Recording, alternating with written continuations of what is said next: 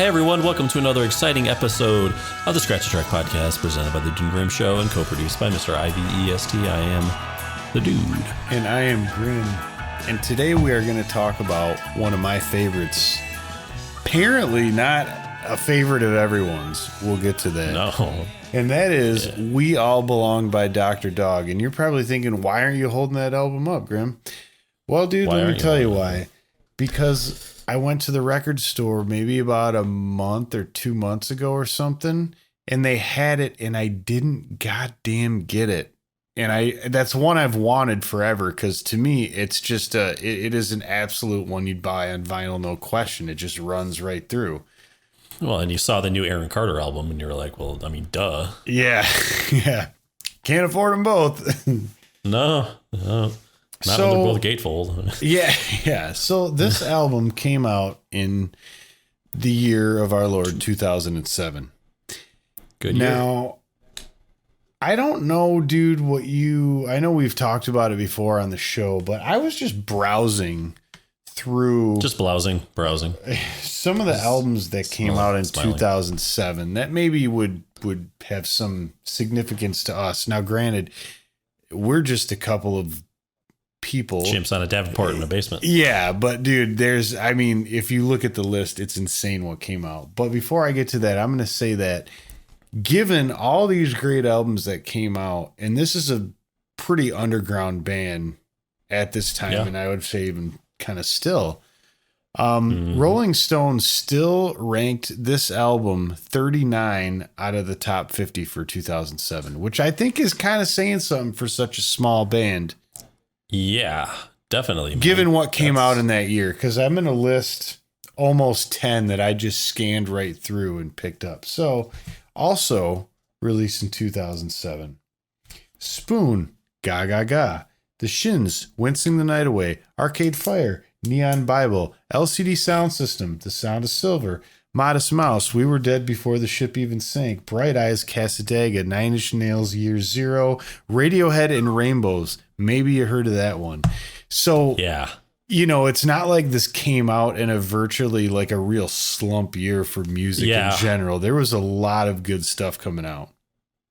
Dude, that's one hell of a list to start off right there. Oh, I know. I know. Yeah. And I know the list, as you said, definitely goes on and on and on.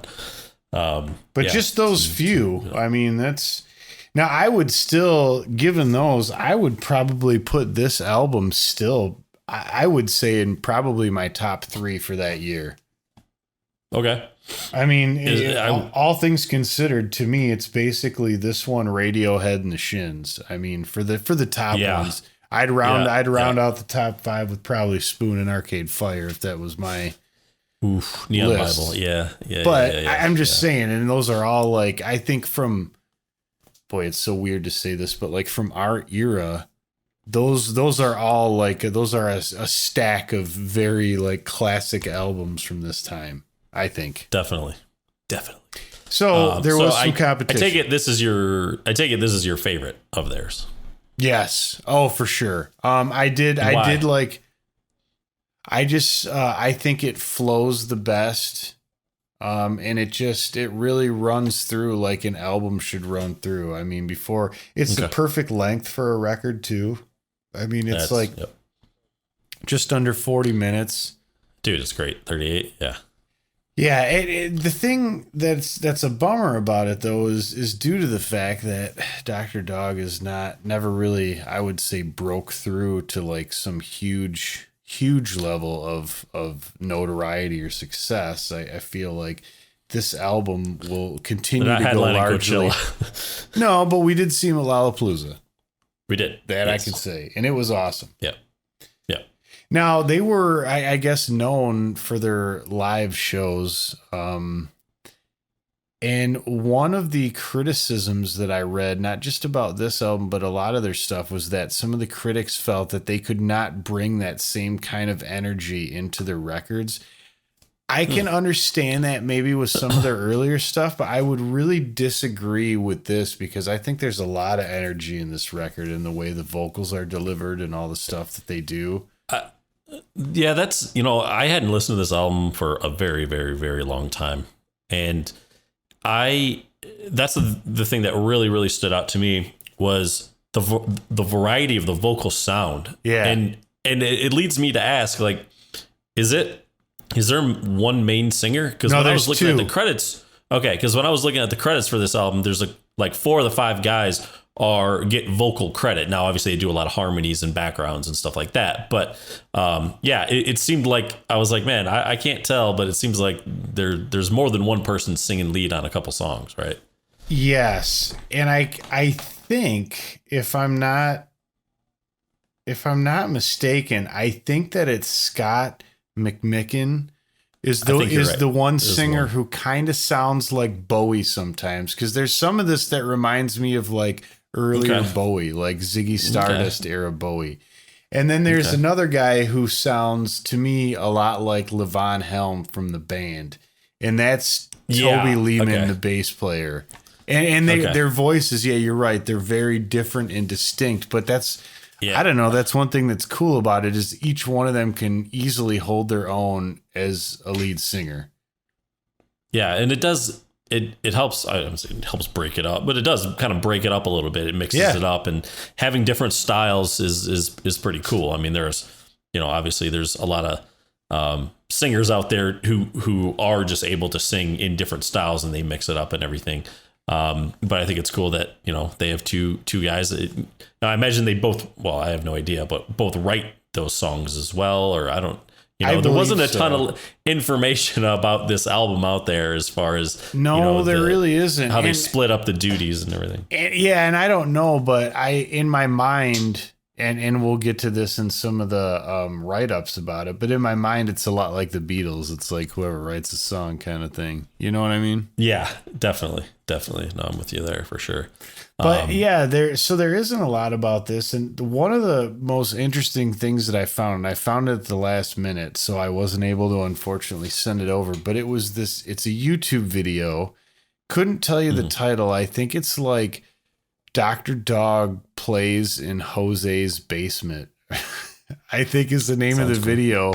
And so they drove to wherever this dude lives from Philly, and they basically just brought all their gear with them, and they set up and played in this guy's basement, and he interviewed him and everything. Yeah. And in the interview, they're talking about some of their lead up material, because this is their 4th album, I guess. And it says it has like that real like old grainy-ish kind of 8-track sound. And that's what they said that they had at the time was an 8-track machine. Now for this one, they had got a 24, that's 2-inch 24-track tape, which to me, this sounds like it was done on a tape machine. I mean, it just sounds like the album came out of like 1968. Yeah, no, it definitely does have that sound and feel. When I was looking up, I was trying to find interviews and things like for this album, and I couldn't find a ton.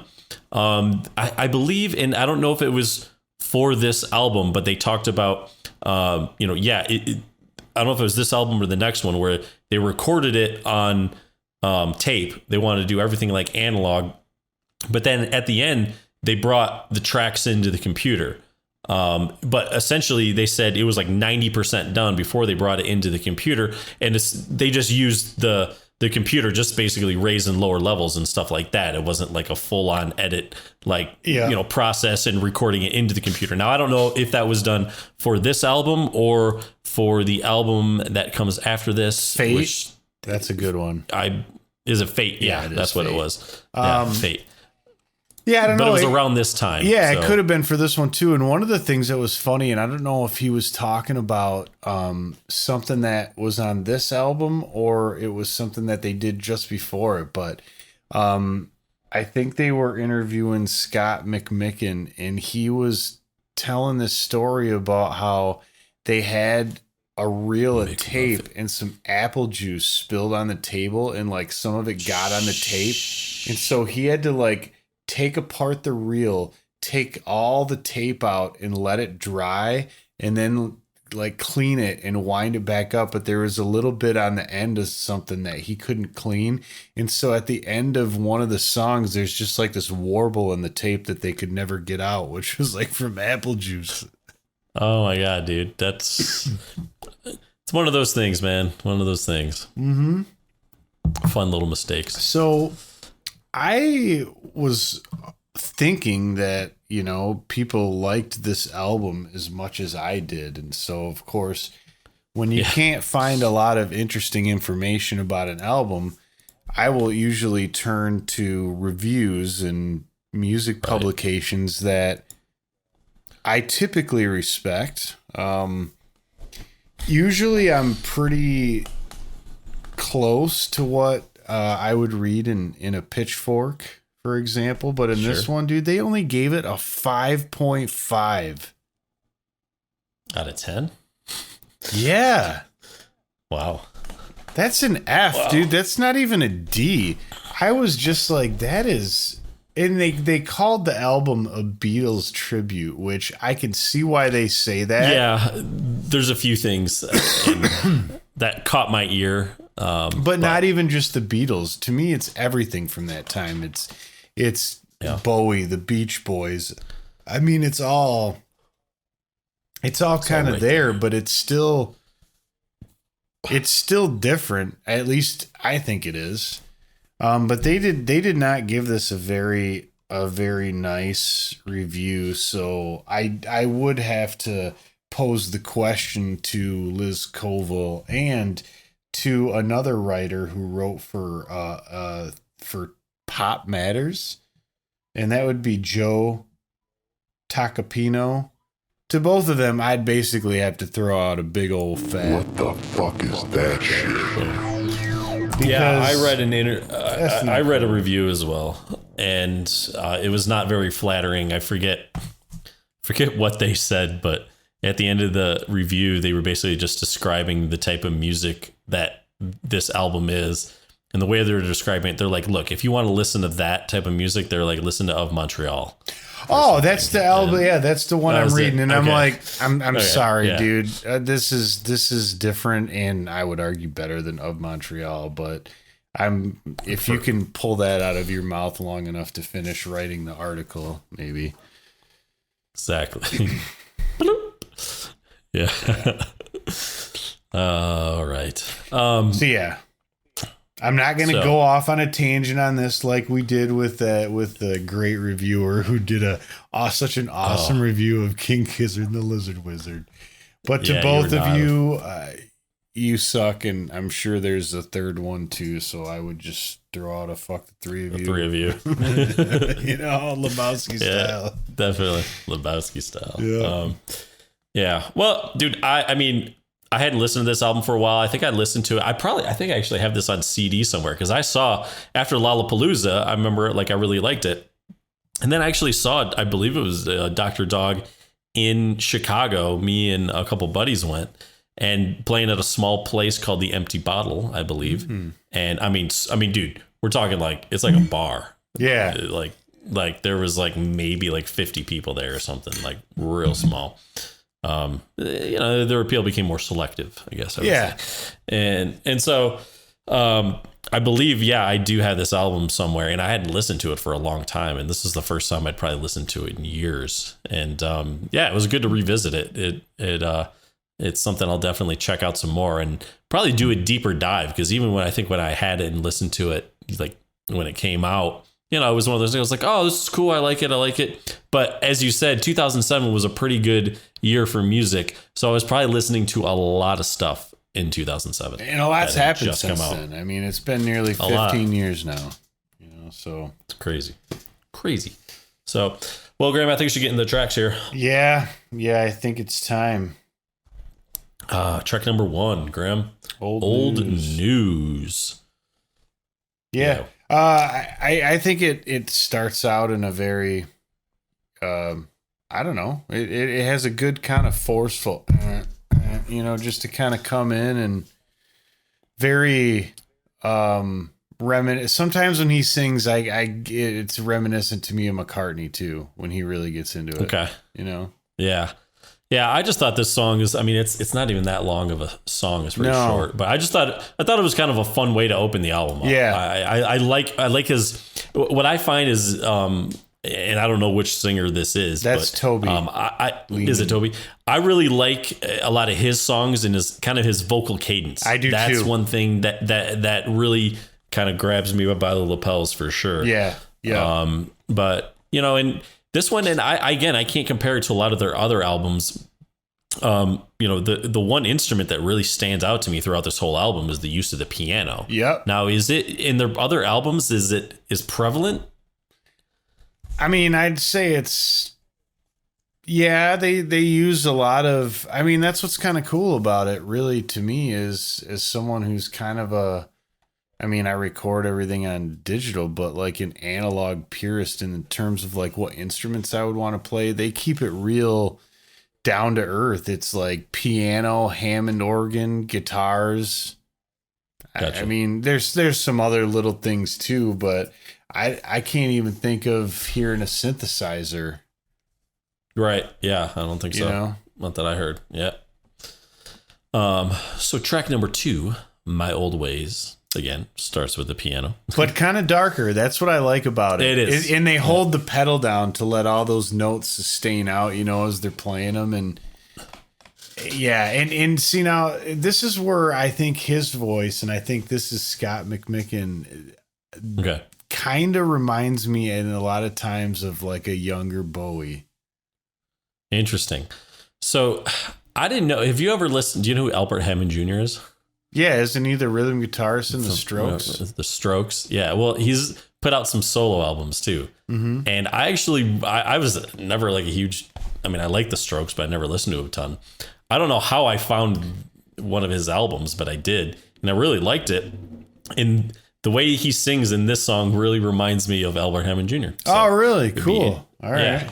Yeah, I started listening to it. I was like, oh, man. And it was cool because I was like, dude, I haven't listened to that album for a long time. I should totally check that out. Yeah, okay. That's cool. I might just do that. And I think that, dude, lyrically, the albums or this song is interesting too, because it basically is just acknowledging one's faults to the past and just saying like, I'm done with that shit. Dude, my old ways, man. Yeah, cheating and creeping around. Yeah, just glad I made it this far. Yeah. Track number 3, Keep a Friend. My favorite on the album. Is it? Oh, yeah, Okay. dude. The way they just do interesting things that I wouldn't have thought of, like how everything comes in and there's that one guitar that just hangs on that note.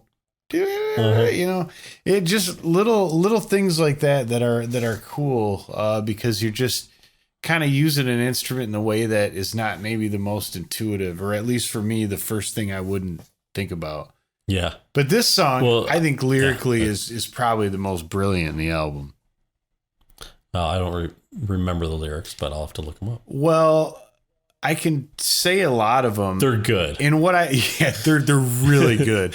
But They're what I just like good. about them the most is that they're just very contradictory, but in a very funny way that makes sense. Like even rivers ask for rain. Even gluttons gotta eat. Like I like the wit behind it. I think they're clever and That is cool. Yeah, they're kind of funny. Even kings, they ask for more. Just for more. Yeah, that is pretty cool. I do like that. Well, it's funny because I thought you were going to kind of say when you were talking about the guitar and stuff, I thought you were going to bring up the dot matrix. Oh, happiness is a warm gun. Yes, they are very right? good at that too. Yeah. In this song, that's the thing that really stood out to me. And I was like, okay, I hear the Beatles. I hear what they're talking about. Oh, yeah, absolutely. I hear it. But the thing is, I Mm-hmm. liked it then, and I like it when they do it. Like it now. Yeah, Yeah, so, totally. Mm-hmm. So, track number 4, The Girl. This is my favorite song. Oh, I could see that. That's dude, close contender on that one. Yeah, I just love how it's got some nastiness to it. It gets kind of heavier for them, yeah. Yeah, it gets like thick and heavy, and I guess the and they get that harpsichord in there, fuzz. ding ding ding ding. Yeah, dude. Yep. Yep. So this is that really struck a chord. Yeah, the girl is a really good one, and it's kind of cool to me how they do a really good job, not just in this one, but in a lot of songs of just building up, and then it all just cuts, and then it breathes a lot. Breathes. Yes. Well, it's funny how the song starts too, because it starts like they're kind of like in the studio, almost has that studio sound where they're like kind of like, oh, we're gonna, whatever, we're getting started or whatever, and then all of a sudden, boom. But they extend it, like that goes on for the first like 20 to 30 seconds of the song, and then like the song kind of comes in. Yeah, because they're hitting. There's some kind of rhythm going. I know what you mean, but they're like counting it out still. Yeah, when he busts out that he's sleeping in his shoes, and it comes in, that's just pretty hot. I like it. And that really is another Happiness is a Warm Gun tone a lot, where they get the with the chords and just, Totally. Track number 5, Alaska, which is a huge contrast from the song that we just heard. This one he sings, I feel like, with a lot of soul. Oh yeah, and again, that's Toby Lehman, who he's got the voice. And this, for some reason, this one I think reminds me of like the band, and because of that, that's what's that? Is your light on? Oh, the screen's just, I can do that.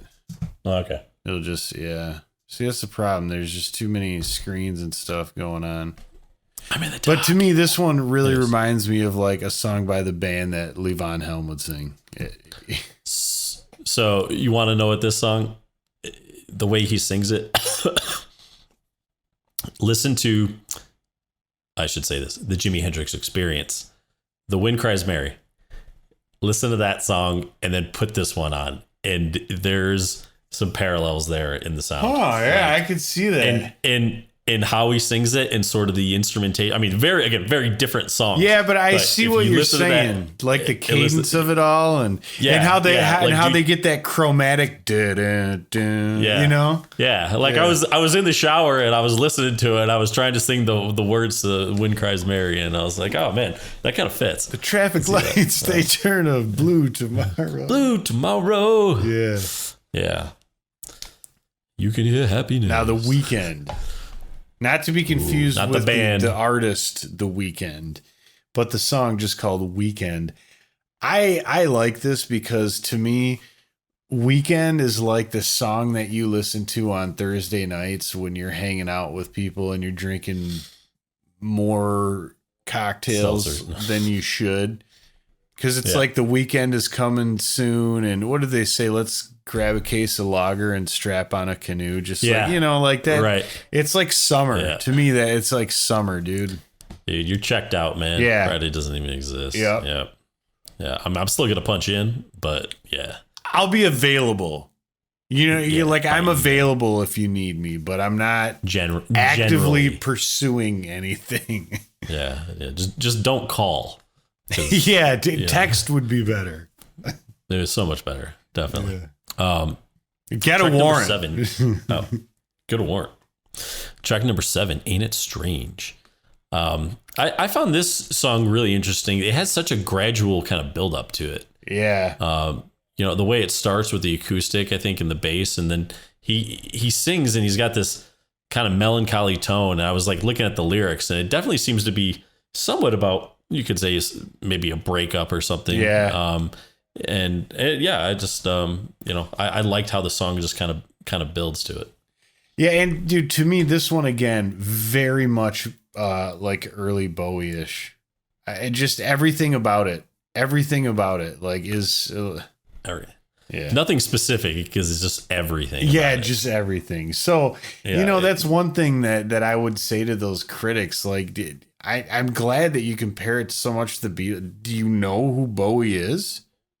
Like, he wrote shit before Let's Dance, just so you know. Maybe you could put that in your review next time.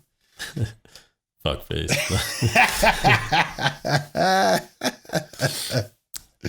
Yeah.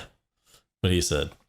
Track number 8, dude. Worst Trip. Yeah, worst trip. Dude, this is kind of funny because it's like,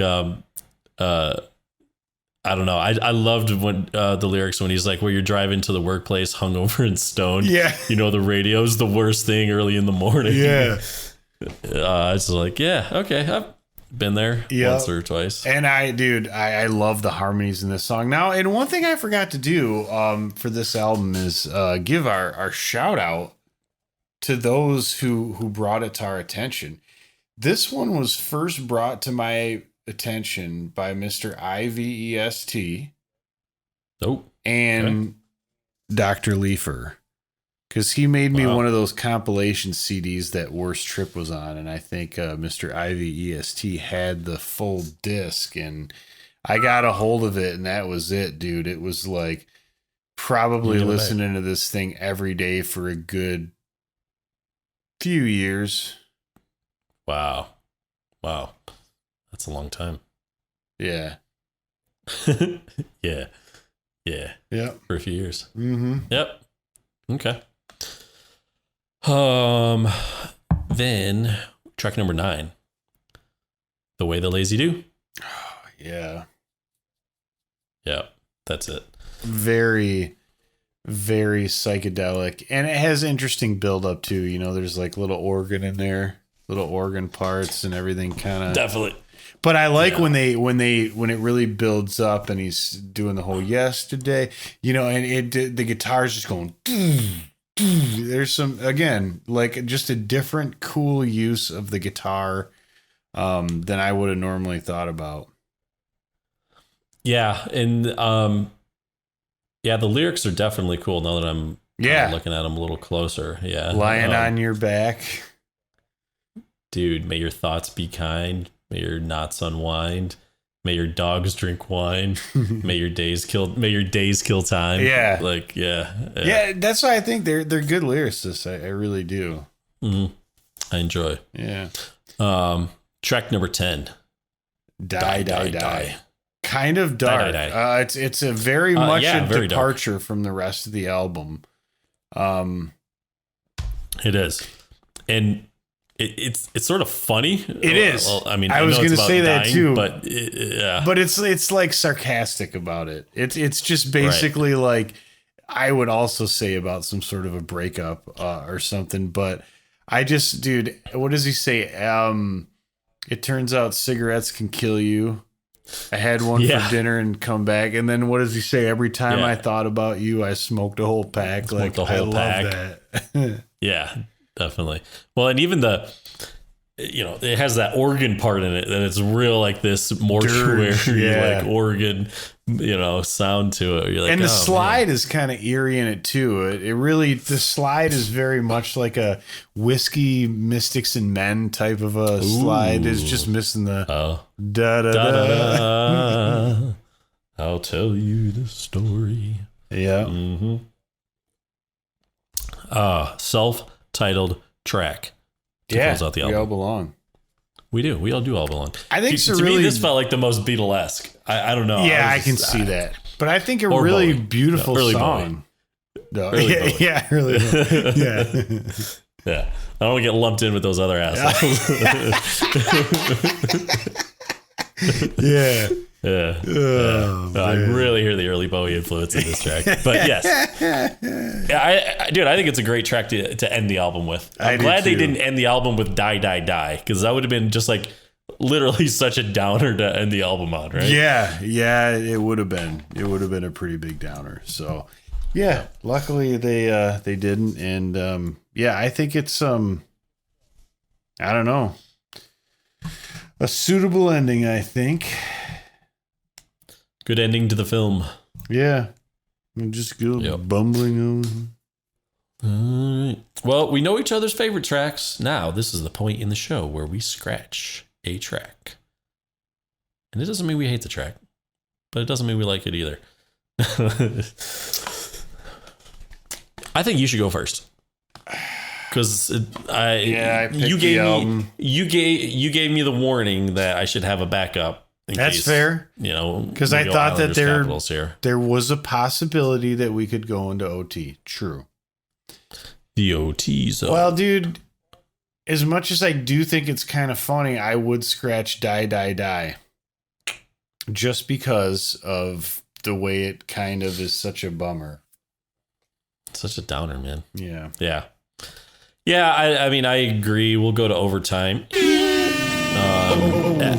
I have to go Die, Die, Die as well. It doesn't really fit the album. And that seems to be a common theme for us when we pick a lot of these tracks. But here's the thing. If it wasn't on the album, it wouldn't be missed, in my opinion. Understood, yeah. So, I mean, I don't know what their motivation was, especially because I believe Die, Die, Die was also on this Takers and Leavers EP, which came out just before that. And maybe they were like, wow, it's so good on the EP, we might as well put it on our next album. Yeah, too. It's funny because there's actually other songs on Takers and Leavers that if that was the criteria, I would have thought they would have picked those ones first. But maybe the other ones were too much like this.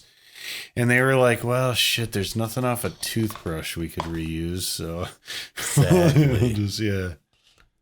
Definitely not.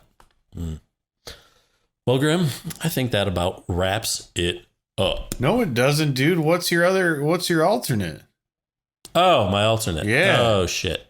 That's right. I forgot. My alternate is The Way the Lazy Do. Oh, really? Okay. Yeah. I mean, essentially, I don't know. There just wasn't really in the song that stood out to me. I listened to it and I'm looking at my notes here and they're pretty bleak. I said the piano was really in the front. Yeah. They really they pulled up the piano. They really wanted to showcase it. Yeah. Well, yeah. So, I mean, with a song like that, you don't want the bass taken away from the vocals. That's the last thing you need. No. Oh, yeah. No, definitely. Nick. Turn down, Nick. Well, if I had to pick a secondary, I guess I'd pick Alaska. Ooh, okay. And I guess I don't know why. It's just the other ones grab a hold of me a little more. I felt like that was, especially after a song like The Girl, I felt like that song, there is a huge contrast in between the songs. But it's nice. Maybe the flow breaks it up. I don't know if, I wonder on vinyl where they break it. I wonder if they probably break it between Alaska and Weekend, don't you think? I don't know. I bet you they break it after Weekend and Ain't It Strange when you look at the times. Okay. All right. Yeah. Because there's 11. Look at the times. And then, of course, there's those bonus tracks, which I've never actually... Well, I've heard Goner because it's on Takers and Leavers, but I never heard the other one. I Hope There's Love. What is love? Baby, don't hurt. Okay.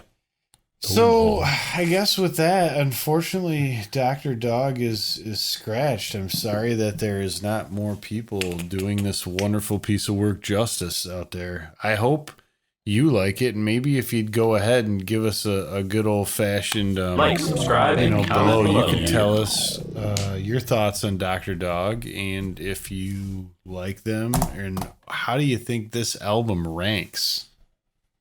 Yeah, not just in 2007's catalog, list. in 2007's list. Yeah, I mean, that's it's a big year. It's a huge year. Huge. Muy grande. Huge. All right. Well, let's wrap this episode up again. Yeah. Twice. Because twice is nice. Like, who doesn't want double bacon wrap stuff? It's the bomb. Yeah. Larry style. Love it. Larry's Mashed Potatoes. Sponsor that. It's time to go. Not really. The Dude Grim Show. Scratch a Track is produced by the Dude Grim. Additional music provided by Moore and the Tims. Copyright 2021, The Dude and Grim Show.